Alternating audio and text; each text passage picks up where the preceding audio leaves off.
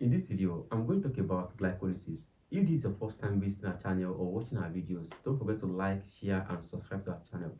Now, let's quickly dive into what glycolysis is, and the point I'm going to be focused on this glycolysis is that I'm going to talk about the definition of glycolysis, right? The definition of glycolysis. I'm going to talk about the location, that is where the glycolysis actually takes place. Then at the same time, I'm going to talk about the state of the cell at the point that glycolysis is occurring, or simply what triggers glycolysis to occur in the body. Then after that, I'm going to move to the mechanism of glycolysis. I'm going to talk about the mechanism, that's actually where we're going to be doing some basic chemical reaction, like we're going to be reacting some things together. And after mechanisms, I'd like to talk about the regulation, but not in this video, right? And that's going to be in a separate video, right? And also the overall reaction. Then, most importantly, I will also like to talk about the importance of glycolysis. So now let's start. At first, what is glycolysis? That is, what is glycolysis? What does glycolysis really mean? If we look at this word gly simply means glucose, right? It simply means glucose. While lysis simply means to split, right? It simply means to split. So in this video, we are basically exploring the concept of how glucose is being split, right? That is the breakdown of glucose. And one thing about glycolysis is that it is the major pathway that actually helps in utilization of glucose in the body. That is the major pathway that shows the oxidation of glucose to pyruvate. Do you get it now? Now from there, glycolysis actually is also referred to as the Anaerobic pathway, right? Pathway practice.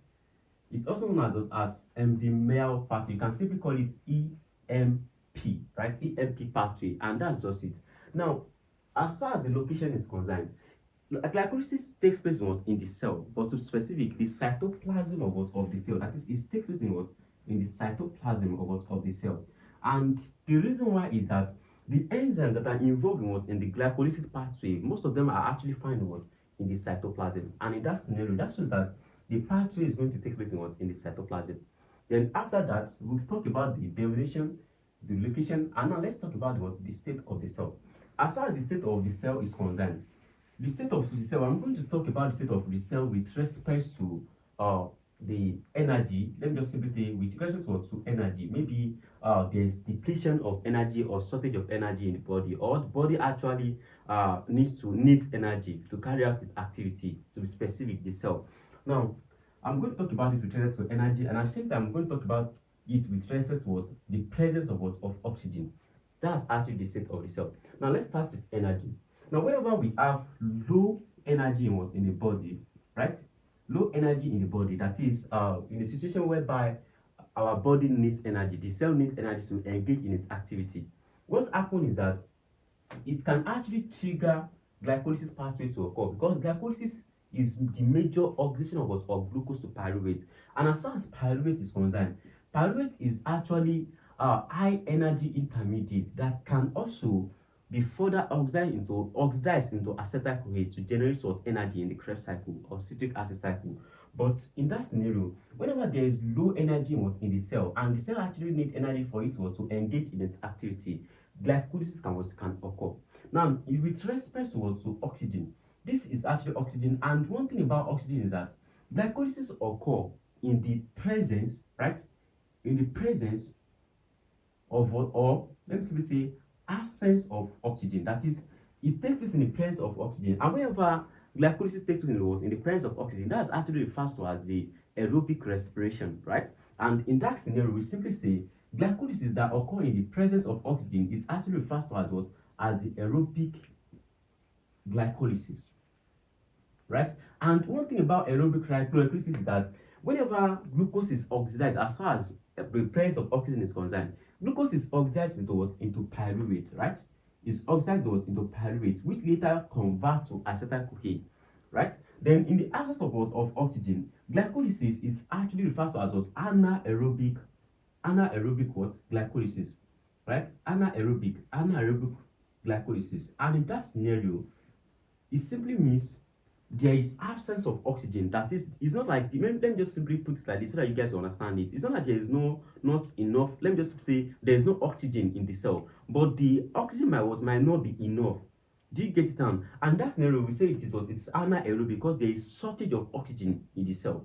And that is actually absence of oxygen in the cell. And whenever there is absence, or let me simply say insufficient oxygen in the cell, we simply refer to as anaerobic what? Glycolysis. And in that scenario, glucose is oxidized what? To lactic acid, or it's basically lactate. It's oxidized what? Lactic acid in the absence of oxygen. Right? So that's just it about the what state of the cell. Then let's just talk about the clinical or simply importance of glycolysis. So let's talk about the importance of glycolysis.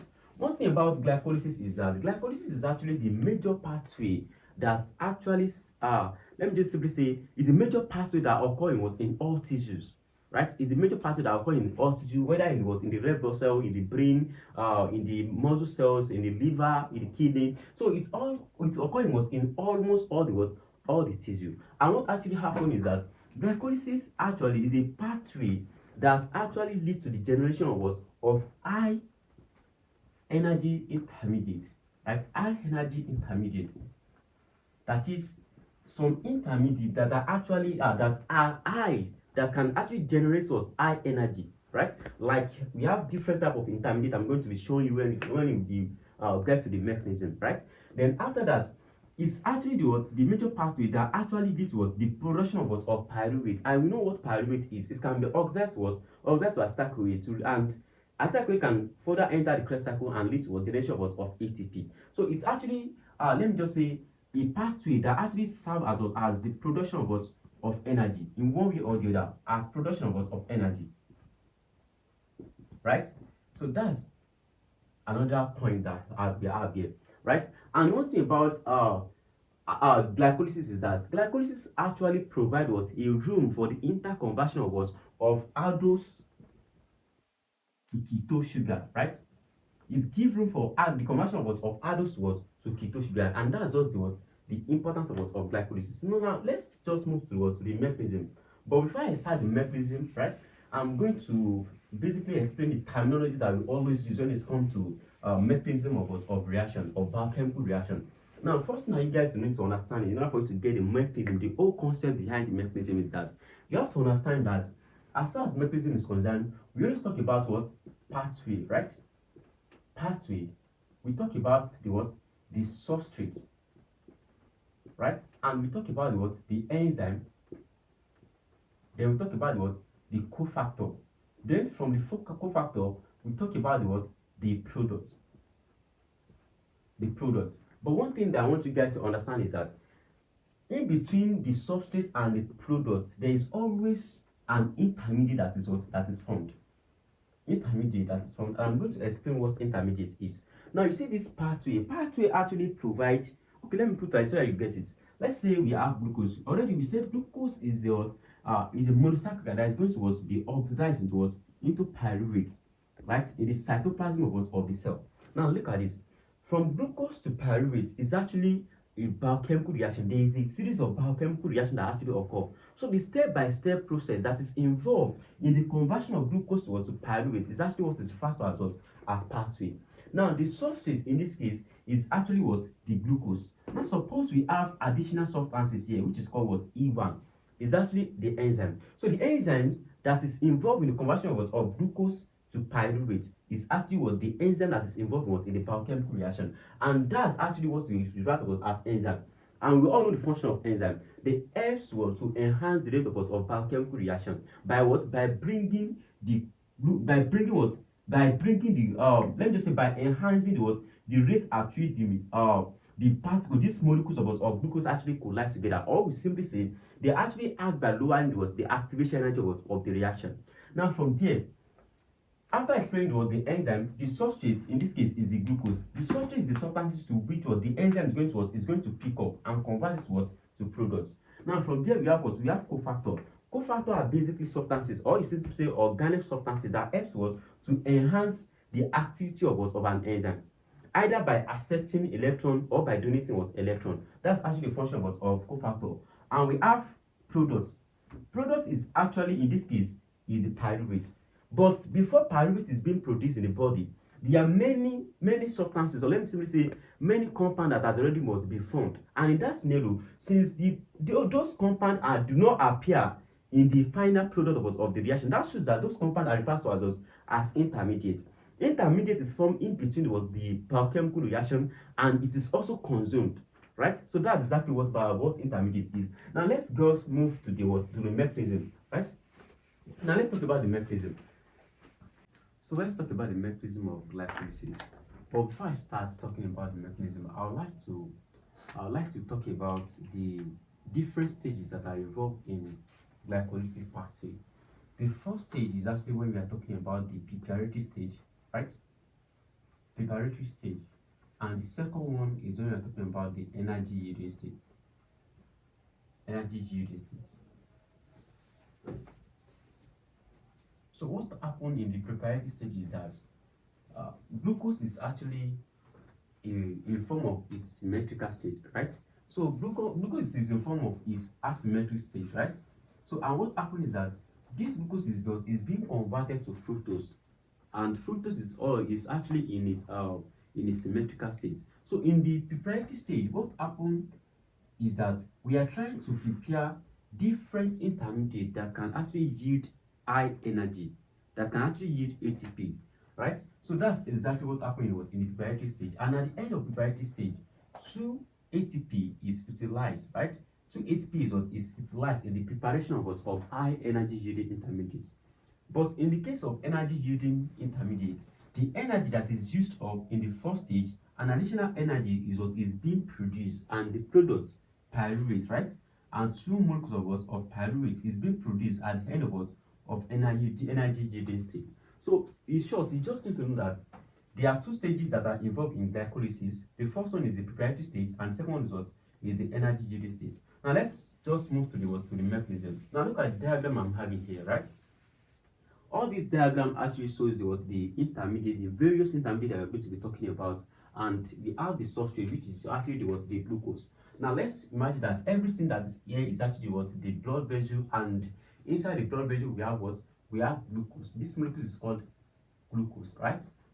And let's say everything here is actually the cytoplasm of the liver cell. So this transport that you are seeing here is actually called glucose transporter 2. Is actually the one that bring in glucose into the cytoplasm of the cell. And this is glucose here in the cytoplasm of the cell. So the first thing that happens is that there is phosphorylation of glucose in the cytoplasm of the liver cell, right? So this glucose molecule is being phosphorylated by a special enzyme here, right? By a special enzyme called the glucokinase in the liver cell, or exokinase in other tissue, right? So one thing about glucokinase is actually the fact that glucokinase actually have high Michaelis-Menten constant. That is, it has high Michaelis-Menten constant. And the fact about exokinase is that it has low Michaelis-Menten constant. So since glucokinase has high Michaelis-Menten constant, that shows that it has low affinity for uptake of glucose. That is, it can only take, like, it has low activity, affinity. That is, the rate at which it pick up glucose is actually very slow compared to that of exokinase. Since exokinase is having low Michaelis-Menten constant, that shows that it has high affinity for glucose. That is, it pick up glucose rapidly. So in that scenario, so this glucokinase is found in the liver, while exokinase is found in the other tissue cell, like the muscle cell and other like the kidney as well, and some other tissue in the body. Now this molecule is called what? It's called glucose, right? Glucose. This is glucose, right? So from there, the enzyme that catalyzes the conversion of glucose to glucose 6-phosphate, because if you look at this position 1 and this position 6, there's phosphate group here. So this is basically glucose 6-phosphate, right? So exokinase catalyzes the conversion of glucose to glucose 6-phosphate, and the molecule that is donating the ATP here in this case is actually the phosphate group is actually ATP, right? So ATP is the one that is acting as cofactor. It's basically donating the phosphate group to this glucose residue, glucose molecules to convert it to what? Glucose 6-phosphate. And in the scenario, ATP and inorganic phosphate is formed, right? And at the same time, magnesium ion is actually required to stabilize the structure of ATP, right? Since ATP is carrying what? Is carrying phosphate group, right? And at each end of this phosphate group, we have negative here, right? So this one is dominated towards oxygen, oxygen. At the same time, this one is also dominated towards oxygen. So we have negative oxygen here. And that case, so magnesium ion is actually used to stabilize the structure of this negative that you are seeing here, to prevent it from repelling. So it's basically what stabilizes, so that the enzyme can actually be able to pick up this ATP and add the phosphate to this glucose residue on carbon number 6. So that's exactly what happened here. So the enzyme that catalyzes it is what? Isokinase or glucokinase. It's basically makes of ATP, converting to ADP and also inorganic phosphate. And what I want you guys to understand in this step is that kinase is used whenever ATP is actually the donor of the phosphate group. So if ATP is the donor of the phosphate group, that shows that you can actually use kinase. Kinase is can either be glucokinase or isokinase. So that's exactly what happened in the first step. Now in the second step, there's conversion of this glucose 6-phosphate to another molecule, which is actually fructose, right? Now what happened here is actually a type of isomerization reaction that occur between the glucose residue and also the fructose residue. It involves the conversion of aldo to keto sugar. That is, you are converting from aldo sugar to keto sugar. It's an isomerization reaction, and the reaction is catalyzed by this enzyme phosphogluco, or you simply say phosphoglucoisomerase, or you simply say glucose 6-phosphate isomerase, glucose 6-phosphate isomerase. You can actually use that as well. So what happened here is that you see this substrate that you are seeing here, which is the glucose 6-phosphate that you are seeing here. It can actually go back and feed back a bit of enzokinase, but not that of glucokinase, right? So what happened here, and at the same time, what I need to talk about is that this step is actually the committed step of the glycolysis. That is the committed step. That is, once it's happened like this, it will trigger other steps to occur. So that's exactly why it's called the committed step. That is the step 1, right? So from there, this is glucose 6-phosphate isomerase. Basically catalyze the conversion of glucose 6-phosphate to this molecule, which is fructose 6-phosphate. Right? So this molecule is called fructose 6-phosphate, and as you can see, there's phosphate group on carbon number 6. Then after that, the next thing that happens is that there is conversion of fructose 6-phosphate to another high energy yielding intermediate, which is fructose 1,6-bisphosphate, and I'm going to show you. So from this step, there is actually addition of ATP, right? Addition of phosphate group, and what happens here is that the phosphate group also comes from from ATP, right? So we have ADP plus inorganic phosphate here. Then the cofactor that is required is actually the magnesium ion, right? And at the same time, the enzyme that basically catalyzes these steps is actually referred to as phosphofructokinase. Phosphofructokinase. It actually catalyzes the conversion of fructose 6-phosphate to fructose 1,6-biphosphate. Fructose 1,6-bisphosphate. Right? So this is the name of the molecule that is here. So what happened here is that this enzyme actually makes of ATP as a donor of phosphate group. It donates the phosphate group that is gotten from ATP to carbon number 1 of fructose 6-phosphate, and that is exactly what happened in this step. And this step is actually one of the rate limiting steps of glycolysis. That is, glycolysis can basically be regulated by this step as well. And the thing is that it is actually highly regulated in these steps. So what I want to say again is that this step 1 is not reversible, right? Step 2 is actually reversible. That is, it involves interconversion of aldo to keto. So it's an isolation reaction. So that shows that it can be brought forward or what, or backward. But these steps here, it is irreversible, right? Because it involves the utilization of ATP, converting ATP to what, ADP plus what, inorganic phosphate. Then you basically convert fructose 6-phosphate to what, fructose 1,6-biphosphate. And the enzyme that catalyzes this step is what, is phosphofructokinase enzyme. Now the next thing I'm going to talk about is actually what, the splitting of what, of fructose 1,6-biphosphate into two 3 sugar molecule. And what actually happened is that the enzyme that catalyzes what, the splitting, or simply let me just say the breakdown of what, of fructose 1,6-biphosphate is actually called what, aldose, like let me just say aldolase. It's actually an aldolase enzyme. It's basically catalyzes what, the splitting of what, fructose 1,6-biphosphate into dihydroxyacetone phosphate.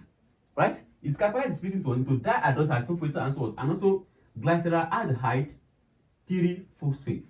Right? And I'm going to show you how the splitting actually occurs, how it happens. Now let's say we have let me just say we have trace form of fructose, and this is it, right? We have something like this, and you know we have another one here. Let's simply say this is OH is here, we have hydrogen is here, right?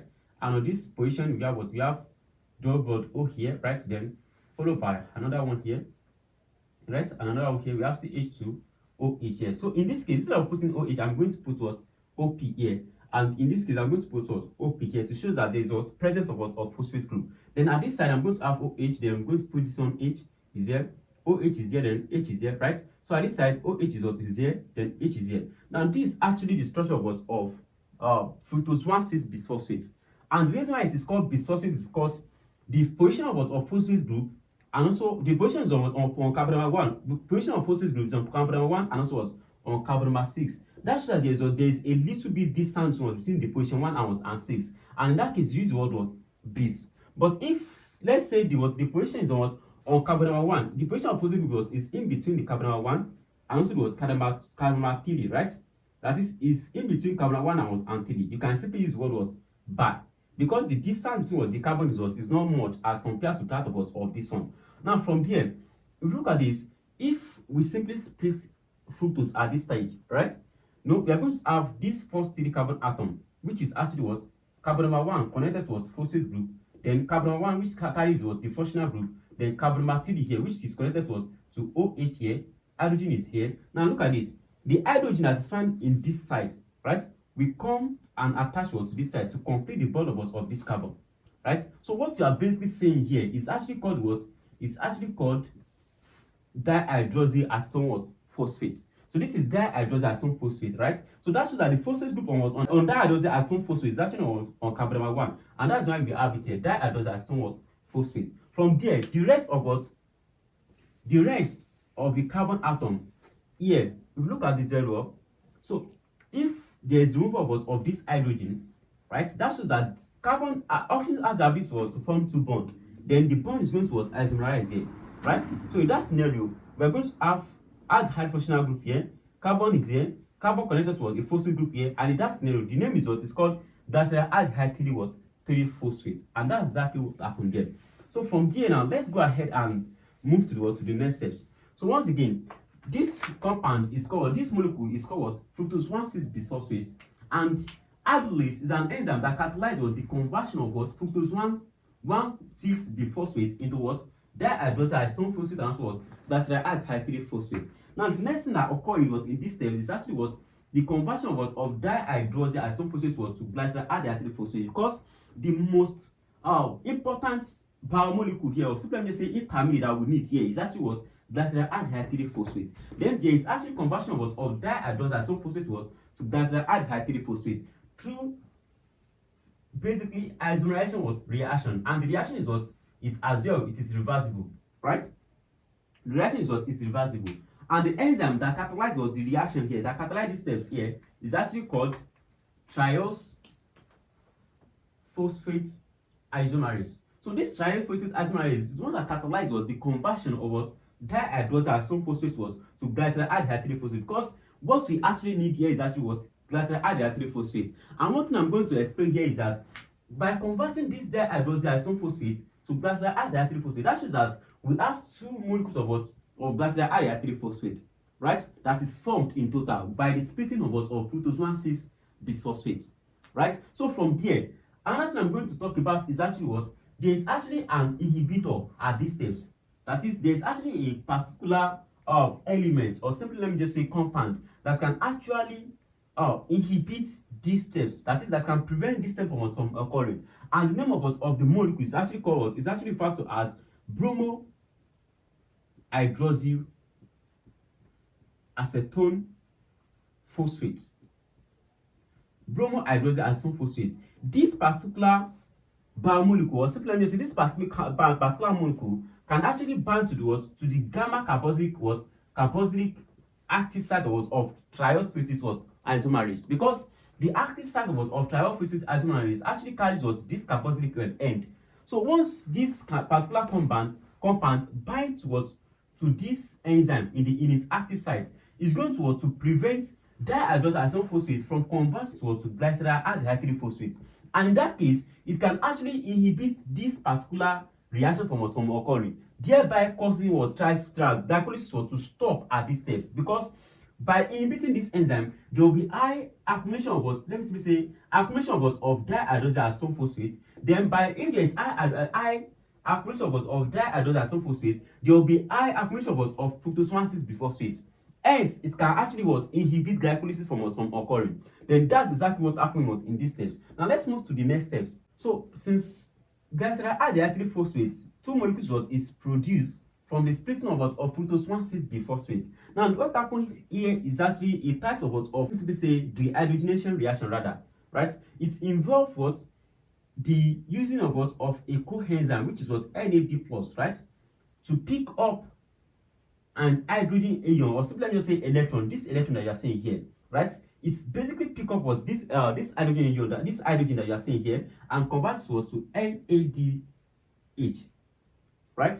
And this kind of reaction is actually called what? The hydrogenation reaction, because it involves the use of what? Of NAD plus to pick up the electron that we have here. And the enzyme that catalyzes this reaction is actually called what? It's actually called glycerol aldehyde, or glycerol aldehyde phosphate dehydrogenase enzyme, right? Glycerol aldehyde phosphate dehydrogenase enzyme. That's basically the enzyme that catalyzes what? These steps. Or simply say phosphoglycerol dehydrogenase, or glycerol aldehyde phosphate dehydrogenase. Basically, that's the enzyme that catalyzes these steps. And what happens here is that this step is not only the step that occur. Like that is, it is not only the dehydrogenation reaction that actually occur in these steps. There is still addition of inorganic phosphate, right?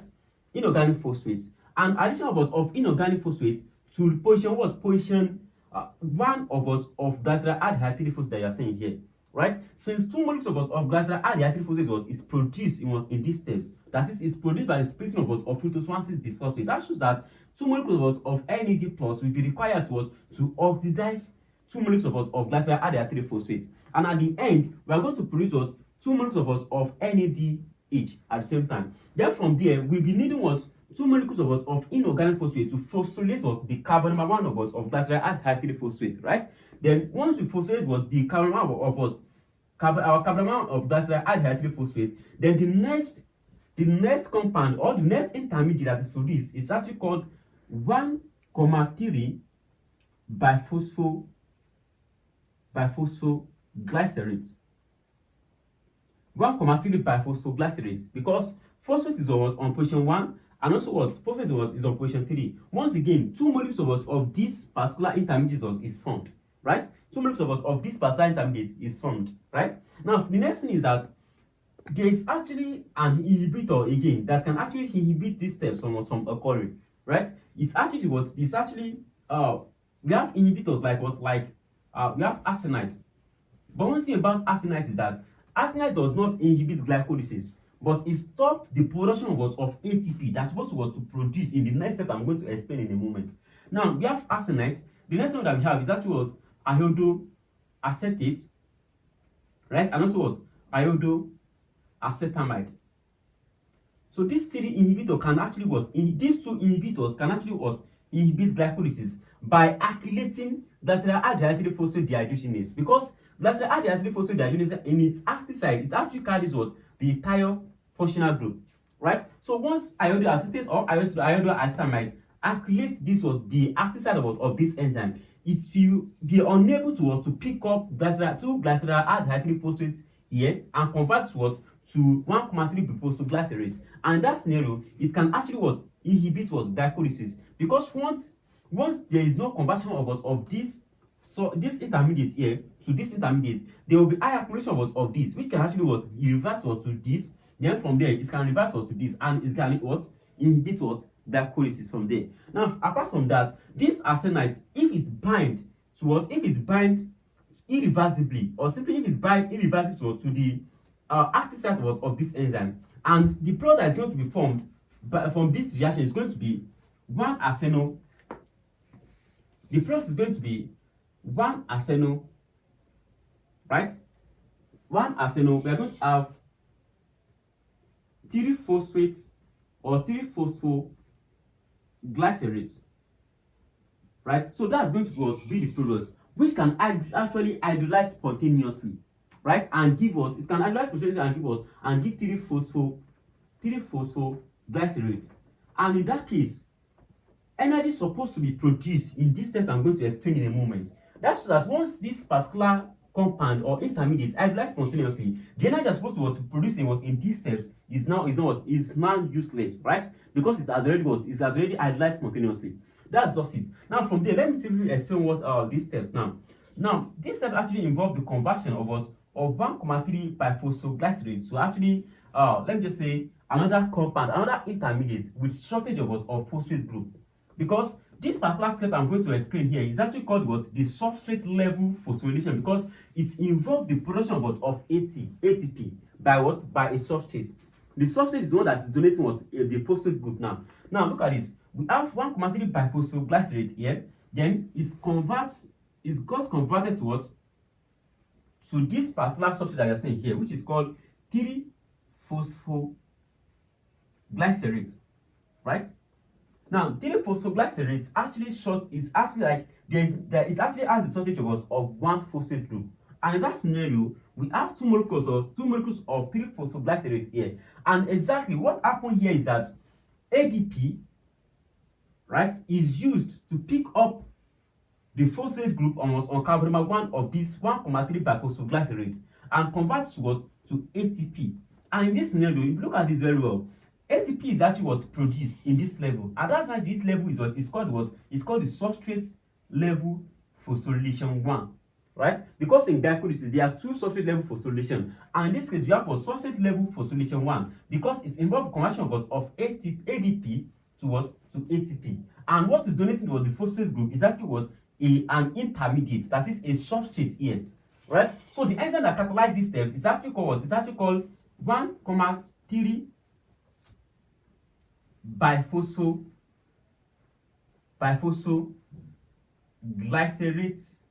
kinase, right? Kinase is a kinase enzyme, right? So we call it 1,3 bifosoglycerate kinase, or you simply say phosphoglycerokinase enzyme without stressing yourself. Phosphoglycerokinase enzyme is actually the one that catalyzes the conversion of 1,3 phosphoglycerate to 3 phosphoglycerate, and it's catalyzed the step by using ATP to pick up ATP, like using ADP to form ATP, right? That's exactly what happened here. And one thing I want you guys to understand is that whenever we have, let's say we have 3 carbon here, right? This 3 carbon, a phosphate is connected to carbon number 1. Let's say phosphate is connected to carbon number 1.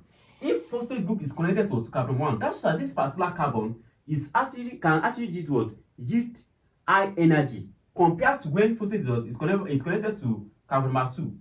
And carbon number 2 can actually yield high energy compared to that of carbon number 3. That's exactly what happened in this second stage of glycolysis. We are basically converting low energy intermediate to high energy intermediate, right? Because phosphate group is on carbon 1 here of 1,3 bifosoglycerate, and at the same time phosphate is on carbon 3 of that same compound. So what happened here is that same intermediate what happened here is that there's conversion, there's removal of this phosphate here, are not this phosphate or carbon number 3. And the reason why is that this phosphate or carbon number can actually be used to produce ATP. But this one has to be converted to more energy intermediate. That is, it has to convert to high energy intermediate again. That is, there has to be change in the position of the phosphate group from 3 to 2 before it can be capable of forming ATP. Right? So from there, this substrate, which is 1,3 biphosphogycerate, is converted to 3 phosphoglycerate by which enzyme? 1,3 biphosphogycerate kinase enzyme, and ATP is formed. And once again, you have to know that 2 molecules of ADP is used because we have 2 molecules of this intermediate here. That's why 2 molecules of ADP is used. That's why 2 molecules of ATP will be formed.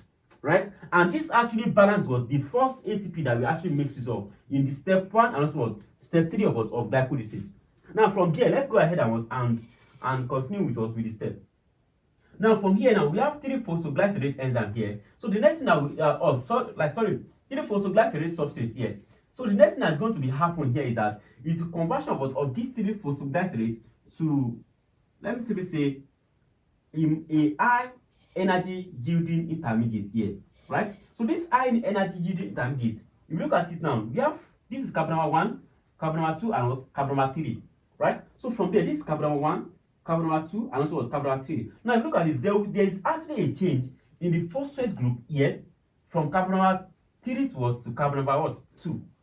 And in that scenario, this is actually a type of isomerization reaction, which is actually referred to as mutase. Right? That's that this is an isomerization reaction. It's involved with the switching of phosphate group from carbon 3 to carbon 2. And the enzyme that actually catalyze this reaction is actually called 3 phosphoglycerate mutase. It's actually the one that catalyzes the shifting of phosphate group from carbon 3 to carbon 2. And in doing by doing so, it actually requires the action of magnesium ion. It requires the action of magnesium ion. So that's exactly what happened here. And what is this molecule here? The intermediate here is called 2 phosphoglycerates. 2 phosphoglycerates, and at the same time, we have 2 molecules of 2 phosphoglycerates that is formed from the conversion of 3 phosphoglycerates to 2 phosphoglycerates, right? And the enzyme that catalyzes is called 3 phosphoglycerate mutase, right? So that's the enzyme that catalyzes the reaction. Now let's go ahead again. The next step that actually happens here is the conversion of 2 phosphoglycerates to another intermediate here. But what actually happens here is that it's a type of let me say dehydration reaction that actually occurs in these steps because there is removal of water. And follow me. This is exactly what happens here in these steps, right? This hydrogen here, right? This hydrogen here, and also the hydroxyl group here is what is removed in form of water, right? So that's so that while converting 2 phosphoglycerates to the next intermediate that we have here, which is this bad boy here, there's removal of H2O here, right? And don't forget, 2 molecules of water is being removed because we have 2 molecules of 2 phosphoglycerates here, right? So once this water molecule is removed, then the next intermediate that is produced here is actually referred to as phosphoenol pyruvate, right? Phosphoenol because this particular intermediate is in its enol form, right? It's in its enol form, and the enzyme that catalyzes the conversion of 2 phosphoglycerates to phosphoenol pyruvate is actually called enolase, right? It's a type of enolase. It's a type of hydrolase enzyme, and in this case, what is basically doing that is basically removing the 2 molecules of water from the structure of 2 phosphoglycerates, right? And 2 phosphoglycerates is converted to phosphoenol pyruvate, right? Phosphoenol pyruvate, which is actually in its enol form, and this is the structure of phosphoenol pyruvate. From there, the next thing that actually happened here is actually the conversion of phosphoenol pyruvate to pyruvate, right? And these steps is also very, very important in glycolytic step because it involves the formation of ATP as well, right? It involves the formation of ATP. Let me basically show you guys what are really happening here, right?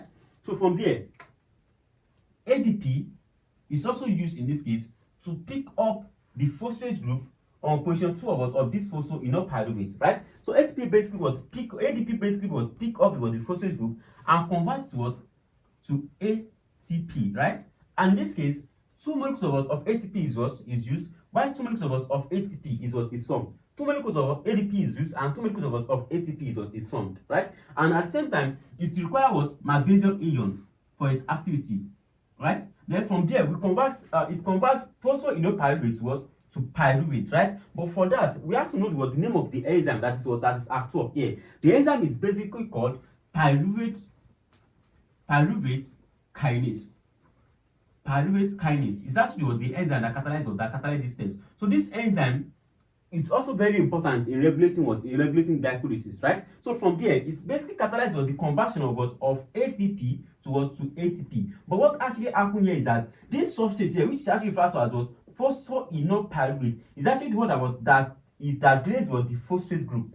And in that scenario, we simply say this last step of glycolysis is actually substrate level phosphorylation 2. So that shows that there are 2 substrate level phosphorylation in glycolysis, whereby two molecules of ATP is produced at that particular step each, right? So that's that ATP is produced in these steps, and ATP is produced in these steps. So the ATP that is produced in these steps actually balance the amount of ATP that is used up in step 1 and also step 2 and also step 3 here, right? So in this case, this intermediate, or let me just say, this final product of glycolysis that is formed is actually referred to as pyruvate, right? It's actually referred to as pyruvate, and that's exactly the reason why that pyruvate is actually the end product of glycolysis, because the end product of the oxidation of glucose in the cytoplasm of the cell is actually pyruvate, right? Before pyruvate now further enter the Krebs cycle to be converted to acetyl-CoA either in the presence of oxygen or absence of oxygen. And one important part I want you guys to understand is that possible fate of pyruvate depend on the state of the cell. Either the cell is carrying out glycolysis aerobically or anaerobically. Now that's exactly what I want you guys to understand. Now in the next video, I'll try my best to explain how you can actually write out the overall reaction, and basically I'm going to explain the regulation of glycolysis. But the most important step that I want you guys to understand is actually the step 1. It's very, very important because it is the committed steps. We have the step 3. It's very, very important because it is the rate limited step. Then we have another step here, which is actually also important, which is actually the last step here, which is the step 10. It's also very, very important.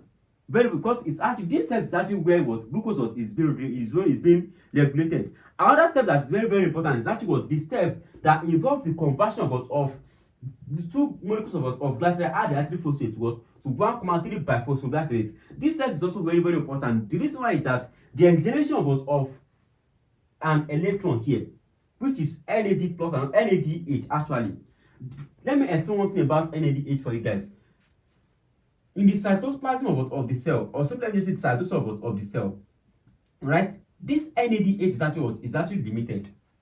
And one thing is that for energy to be generated by carbohydrates, or simply let me say for energy to be generated, to be produced in the cell, there has to be amount of let me just simply say amount of NAD plus that can actually be enough to carry out glycolysis, right? And don't forget that NAD plus is actually the one that converts to NADH. And the difference is that this one is actually the oxidized form of NADH, while this one is the reduced form of NADH, right? So since the cytosol of the cell actually has limited amount of NAD plus, that's why the NADH that is generated in this step has to be transferred to the electron transport stage in the mitochondrion, that is to the inner membrane of the mitochondrial matrix, where electron transfer actually occur. So from there, this NADH that you are seeing here can actually be used to generate ATP, and it can generate equivalence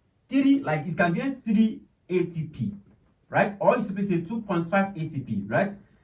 Whether you use 3.5 or 2.5 or 3.5 is still the same thing, because some textbooks will say it can generate 3 ATP, while some will say it can generate 2.5 ATP. That's exactly the equivalent amount of ATP that can be generated by this NADH, right? So NADH has to be transferred to the inner membrane, or simply say the inner membrane of the mitochondrial matrix, all right? So before it can be transferred there, it has to donate the electron that is carrying here to either 2 of these shuttle. It's either it donates to malate aspartate shuttle or glycerol 3-phosphate what? Shuttle. Right? So what this shuttle basically does is that the advance that carries what? The electron that is in the structure of this NADH, right? They carry it and transport it to the electron transport so that this NAD plus can be produced and it can be used to continue glycolysis again. It's just like this particular NADH is donating its electron to either malate aspartate shuttle. I'm going to explain the shuttle in details, or glycerol 3-phosphate shuttle as well. So once it donates its electron, then NAD plus will be produced. And NAD plus is very, very important in order for glycolysis to keep occurring. Right? In order for it to keep taking place. NAD plus is actually very, very important. Once there is depletion of NAD plus, this step might not occur. And if there's a problem with this step, there will be problem with glycolysis. Because this step is very, very important because it's actually the major step that involves the generation of high energy intermediate. Right? So that's just it about this video. I hope you guys enjoy it and you like it. So I'm going to release the regulation and also the overall order in the next video. So if you enjoyed this video, don't forget to like, share and subscribe as well. So at the same time, make sure you follow us on our Patreon accounts and also on our Twitter accounts. So we release more of educated video on our Patreon accounts. So make sure you follow so that you can have access to all those videos. Thanks for watching.